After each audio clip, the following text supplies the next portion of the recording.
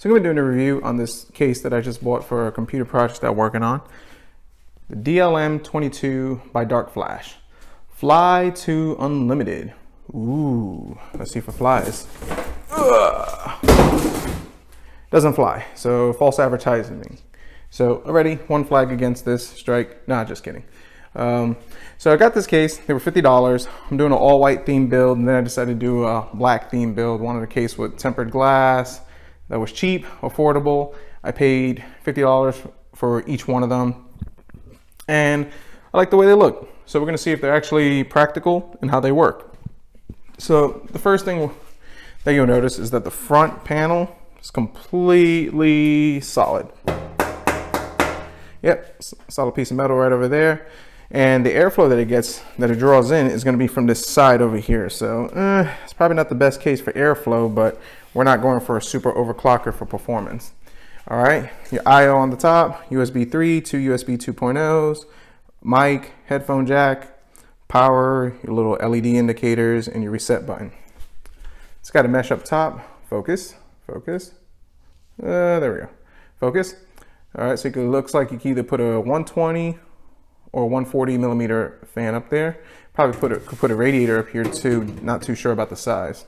Looking in the side, you could put a 120 millimeter and probably do a radiator combo in there. So not too bad. It's a ATX motherboard, so you're not gonna be able to put a full size motherboard in there.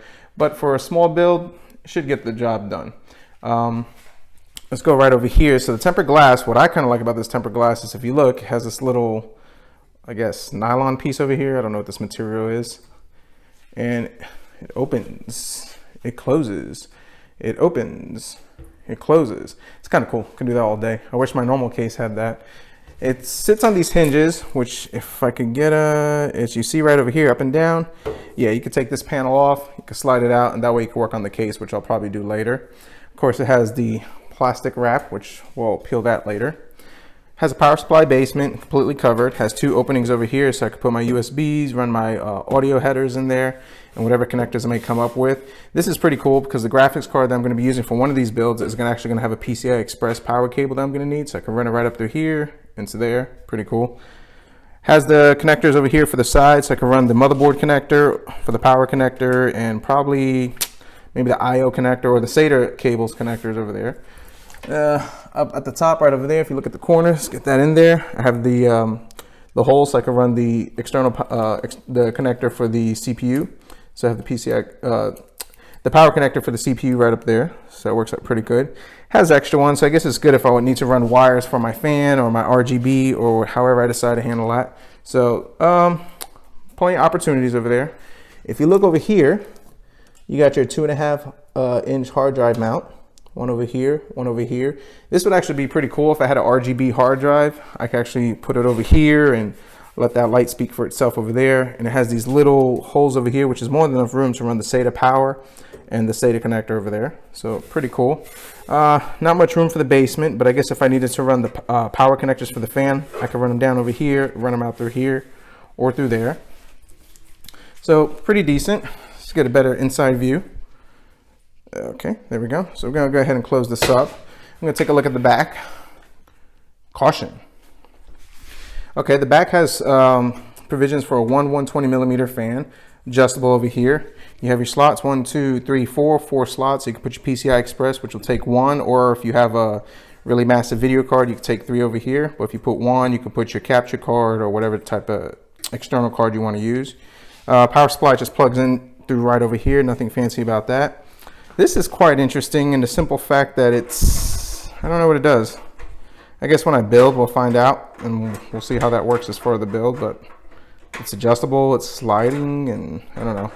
But it also has the holes in the provision to screw in the screws to hold the video card or whatever device you want to put over here.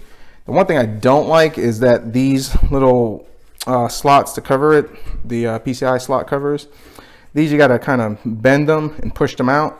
I don't like it for the simple fact is, let's say I get a 3-card fan and I go to a 2-card fan, or I decide I just want to use this and run the onboard motherboard. You have to get one of the silver ones, or hunt down a white one, or take the silver ones and spray paint it. So it's one thing I don't like about it.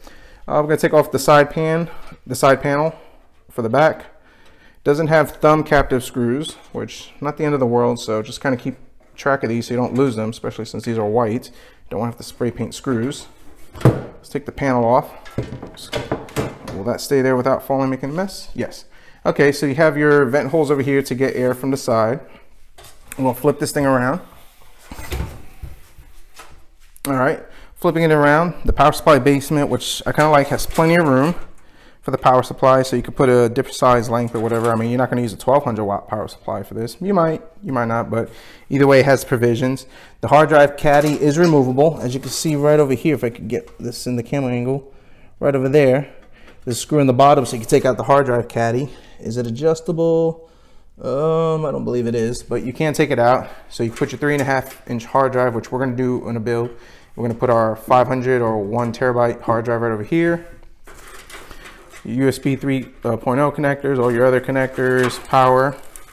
Comes with its little goodie bag with wire ties, and oh, that's pretty cool. That's a cloth to wipe it down. So I'm not going to take this apart just yet because we're not ready to start the build.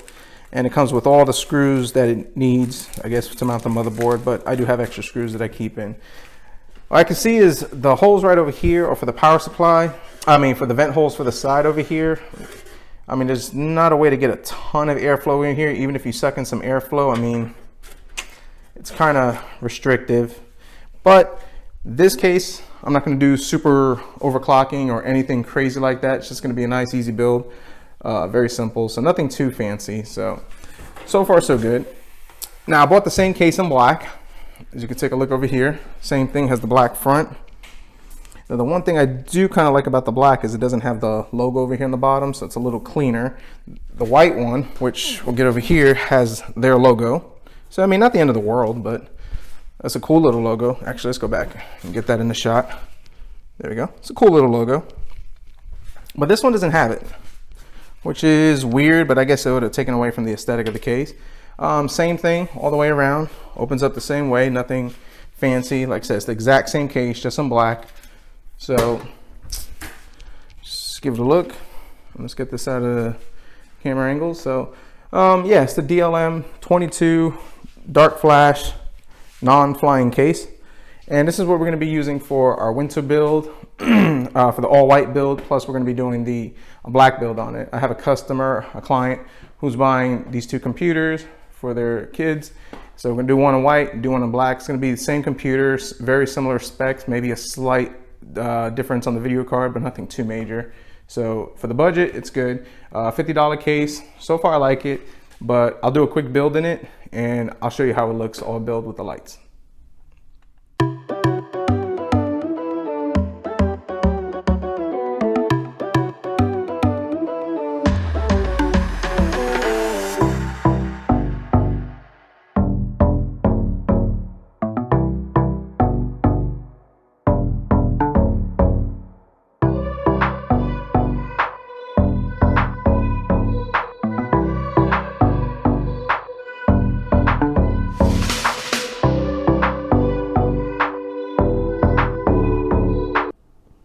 So the Darkflash DLM22, my thoughts and my opinions on it. So I built 2 computers with them. I bought one for white and one for a dark build.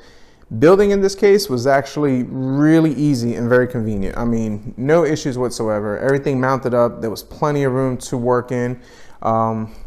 Just very good. Can't complain.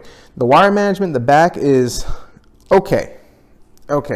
So if you look at this computer right over here, you can see that the LEDs and the USB ports over here, they kind of run down and everything. There's really no place to tuck them or hide them away. I could have used some wire looms to kind of help clean that up, but as far as hiding the wires, it's hit or miss, but it's not too bad looking. One gripe I do wish is I wish they had like the rubber grommets like some cases have, that they have little rubber grommets over here. And with the rubber grommets, that actually allows you more room, more ways to hide the cables, which is a lot easier and better to do. It looks better in my opinion. So that's one thing I wish they do. What I do like is, and I'm actually going to open this one up over here. Don't mind the fire. It's cold in my garage and I'm just trying to stay warm. I'm going to open up this case over here. Like I said, I think earlier, it doesn't have the captive screws for the case, so kind of keep in mind, or you're going to drop it just like I'm doing over there. Sorry about this awful camera angle thing. So we're going to come back over here, and if we look, like I said, the wire management is not the best. This computer I'm still working on, whatever. But what I do like is that you can mount the solid state hard drives in the back over here, and it kind of hides it, gives it a cleaner aesthetic in the front. So as you can see in the front, all I have is the 4 screws that just stick out there. So that actually looks pretty cool. I do like that over here. On the bottom, it has a caddy, so you can mount from what I understand, you can mount either 2 3.5s or 2 2.5 inch hard drives. I just put a 2.5 inch hard drive over here. The basement has plenty of room to tuck in all your extra wiring.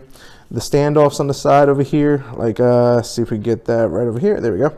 Yeah, it has a little anchor point so you can wire tie your cables, which I kind of did to help clean it up a bit, so you can see the best I can. So there is room. It does give you a little bit of wiggle room over here, so you can actually tuck in cables. So you have plenty of room. As you can see my finger right there, you have plenty of room to tuck in and hide the cables over here, which I like that. And then as far as putting the panel on, which I'm not going to do it because one-handed is not easy, but as far as room to put the panel in, plenty of room, plenty of room. Only thing, like I said, is the cable management. The same thing I see on the white. You can see the cable running down through the back. Not the end of the world. I mean, I'm sure if I played with it, I could hide it a little better, but it's fine for now. I wish it would have the little rubber grommets. And if you don't route your cables all correctly, then what you're going to end up seeing is, and actually I'll open this up real quick, you can actually see some of the cables. Let's get in there. You can actually see some of the cables right there that kind of stick out. So if you don't tuck them away properly, that could be an eyesore for the aesthetics. Now that we're inside the case, the one thing I did like about it is if you're going to put a RGB strip, this mount over here, if I can get it, there you go, you can see the light over here. The mount over here, you can actually use that fan mount over here, which comes apart and it comes out, and that fan mount actually hides the RGB cable pretty well over here, so that's actually pretty cool. Keeps them from falling out, especially if the adhesive comes off. It's just going to keep it from falling off, so do like that. Come out the 240 millimeter fan right over here. You could probably mount one on the top, but I don't know. I think it might clear. It might clear if you mount on the top. I'd have to take a measuring tape and measure it, but so I'm pretty sure if you got a thin enough fan radiator combo, you can mount it up here with no issue. I know you could definitely do it. You got plenty of room on the side over here, as long as you probably tuck in the hard drives on the back, so you got plenty of room. Cable management, not terrible. What I do enjoy about this case is the for a $50 case, the swinging side glass door is stinking awesome. I mean, that is pretty cool. Has this little nylon sleeve over here that I think I talked about it just a minute ago. Open, close it. One thing you can do is, which I'll probably do when I ship these off, tuck them in. There you go. How would you open it? Well, I got a plastic razor and it fits right in here, and there you go. So that's be the way to open it if somebody have to, but I think for the most part, if we tuck this in, get my big ugly hands out of the way. There we go. There you go. That looks pretty clean.